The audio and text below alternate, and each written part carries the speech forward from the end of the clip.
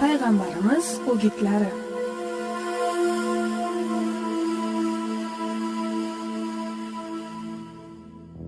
Gunohi kabiralarning navbatdagisi bugungi kunda eng dolzarb masalalardan biri bo'lmish zinodir. Alloh taolo bandalarni zinoga yaqinlashishdan va zinoga sabab bo'ladigan ishlardan qaytarib shunday deydi: Zinoga yaqinlashmanglar, chunki bu buzuqlikdir, eng yomon yo'ldir. Al-Isro surasi 32-oyat. Furqon surasining 68 hamda 70-oyatlarida Alloh taolo aytadiki, ular Alloh bilan birga boshqa biron ilohga duo iltijo qilmaslar va Alloh o'ldirishni harom qilgan biron jonni nohaq o'ldirmaslar hamda zino qilmaslar. Kim mana shu gunohlardan birontasini qilsa, uqubatga duchor bo'lur. Qiyomat kunida uning uchun azob bir necha barobar qilinur va u joyda xoralangan holida mangu qolur. Zinokor ayol va zinokor erkak, ulardan har birini 100 darradan uringlar. Bundan tashqari ular bir yilga shaharlardan badarg'a qilinadilar. Bu haqda sahih hadis vorid bo'lgan. Agar sizlar Allohga va oxirat kuniga iymon keltirguvchi bo'lsangizlar, Allohning bu hukmida, ya'ni zinokorlarni darralashda sizlarni ularga nisbatan rahm, shafqat tuyg'ulari tutmasin. Agar sizlarning Allohga va oxirat kuniga bo'lgan iymoningiz haqiqiy bo'lsa, u holda sekinroq yoki kamroq urish bilan Allohning zinokorlarga belgilagan jazosini bekor qilmanglar. Ularga rahmingiz kelmasin, chunki zinokor rahm shafqat ko'rsatishga arzimaydigan yaramas, tuban jinoyatchidir. Ularning azoblanishiga bir toifa mu'minlar guvoh bo'lsinlar, deyilgan Nur surasining 2-oyatida. Shunda jinoyatchilar ham jisman ham ruhan qiynaladilar. Boshqalar ham odamlar orasida sharmanda bo'lishdan qo'rqib, bu qabih ishdan o'zlarini tiyadilar. Chunki ayrimlarga jazolanishdan ko'ra sharmandalik bo'lish kuchliroq ta'sir qilishi mumkin. Ulamolar aytadilar, mazkur jazo bo'ydoq, oila qurmagan zinokorlarga taalluqlidir. Agar zinokorlar oilali yoki ilgari oila qurgan bo'lishsa, ular toshbo'ron qilib o'ldiriladilar. Payg'ambar sollallohu alayhi vasallam sunnatlarida bu hukm o'z ifodasini topgan. Mabodo zinokorlar bu dunyoda jazolarini olmasalar va tavba qilmay o'lsalar, bu dunyoda do'zaxda olov qamchilar bilan azoblanadilar. Bunga hadislar hujjat bo'ladi. Muttafaqun alayhi darajasiga ko'tarilgan hadisda Payg'ambarimiz Muhammad Mustafa sallallohu alayhi vasallam aytadilar: Zinokor zino qilayotgan vaqtida mu'min bo'lmagan holida zino qiladi. O'g'ri o'g'rilik qilayotgan vaqtida mu'min bo'lmagan holida o'g'rilik qiladi. Ichuvchi xamr, ya'ni mast qiluvchi ichayotgan vaqtida mu'min bo'lmagan holida ichadi. Abu Dovud, Tirmiziy hamda Hokim tomonidan rivoyat qilingan hadisda Abu Hurayra radhiyallohu anhu Payg'ambar sollallohu alayhi vasallamdan shunday dedilar: Agar kishi zino qilsa, iymon undan chiqadi va unga soyabon kabi bo'ladi.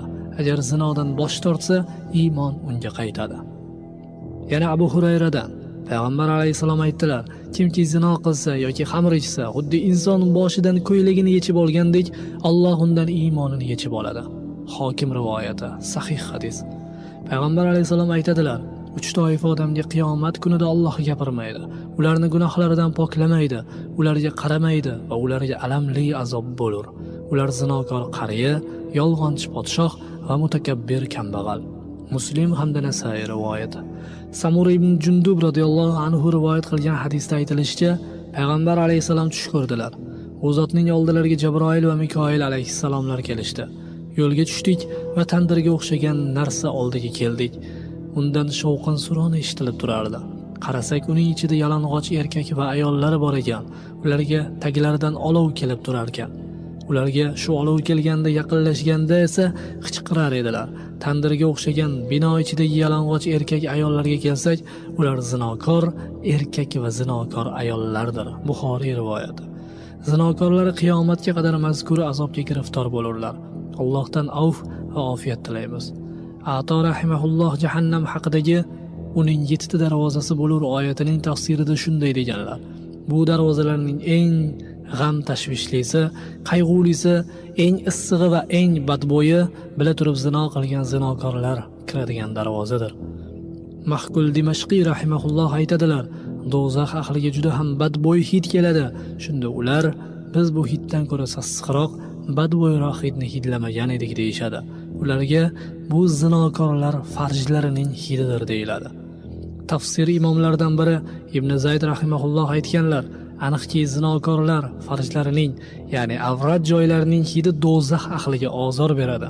Alloh taolo Musa alayhisalomga tushirgan 10 ta oyatda o'g'irlik, zino qilma, aks holda sendan yuzimni berkitib olaman degan jumla mavjud.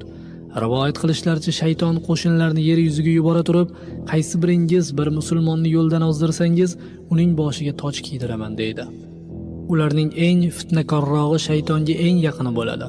Ulardan biri shaytonning oldiga kelib, falonchini vasvasa qilavergan edim, oxiri u xotinini taloq qildi deydi. Shayton, hech ish qilmabsan, u yaqinda boshqasiga uylanib oladi deydi.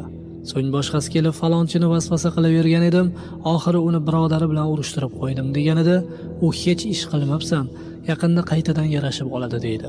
So'ngra boshqasi kelib, falonchini tinmay vasvasa qilgan edim, oxiri u zino qildi deydi.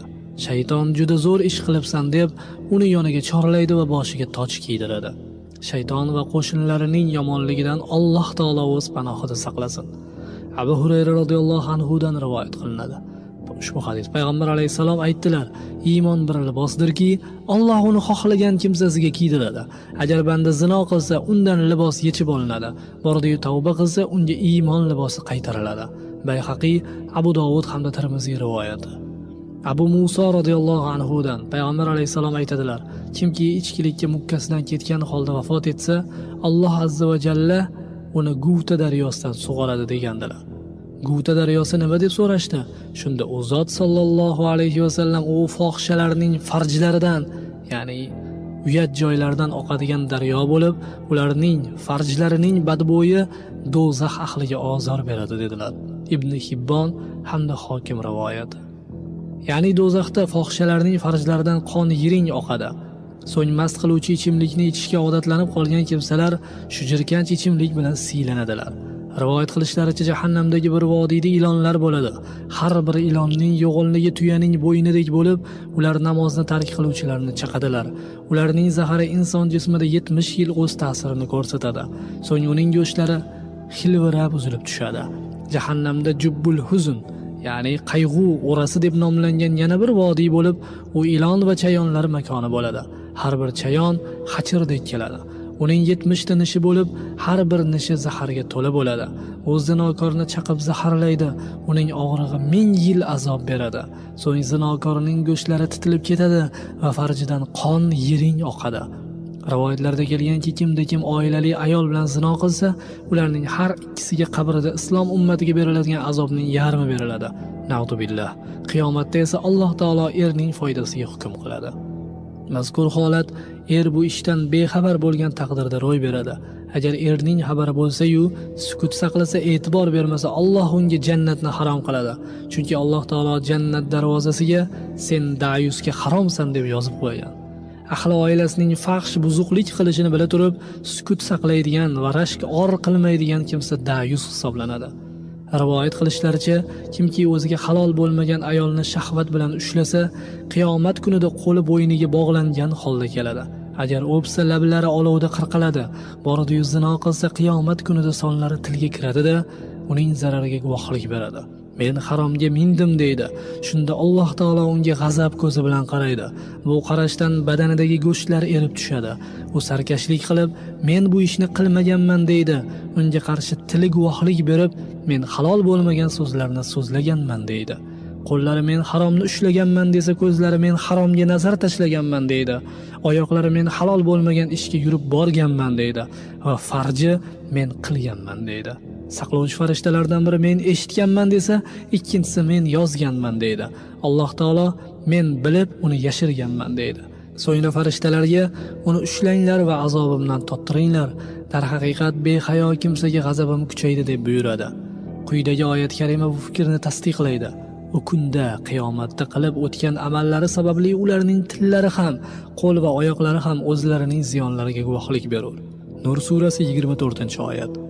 Ayrim zinolar boshqalardan ulkanroq bo'lib, ular kishining onasi, opa-singlisi yoki boshqa mahrami bilan qilgan zinosidir. Ibn Abbos roziyallohu anhu dan payg'ambar alayhisalom aytadilar: "Va kimki mahramiga yaqinlik qilsa, uni o'ldiringlar." Imom Ahmad rivoyat. Barro roziyallohu anhu aytadilar: "Tugun ko'tarib kelayotgan amakimni uchratib qoldim. U kishidan yo'l bo'lsin deb so'ragan edim. Payg'ambar alayhisalom meni o'z otasining xotiniga, ya'ni o'gay onasiga uylangan kimsaning oldiga yubordilar va uning bo'ynini chopib molini olishimni buyurdilar deb javob berdilar. Abu Dovud hamda Tirmiziy rivoyati. Alloh taolodan fazl va marhamati ila gunohlarimizni mag'firat etishini so'raymiz. Albatta u marhamatli, saxovatli zotdir.